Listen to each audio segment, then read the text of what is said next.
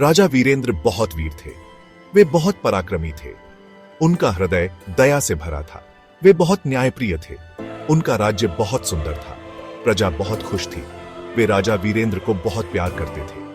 राजा वीरेंद्र हर दिन दरबार लगाते थे। वे प्रजा की फरियाद सुनते थे, उनकी समस्याओं का समाधान करते थे, गरीबों की मदद करते थे, अन्याय करने वालों को दंड देते थे। राजा वीरेंद्र के राज्य में सुख समृद्धि थी। लोग बेफिक्र रहते थे। वे जानते थे कि उनका राजा उनका ध्यान रखेगा। एक दिन एक गरीब किसान दरबार में आया। वह बहुत दुखी था। उसकी आंखों में आंसू थे।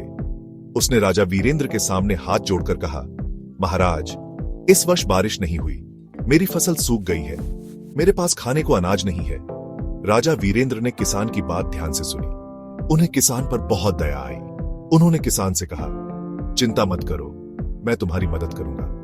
किसान राजा की बात सुनकर थोड़ा शांत हुआ। उसे राजा पर पूरा भरोसा था।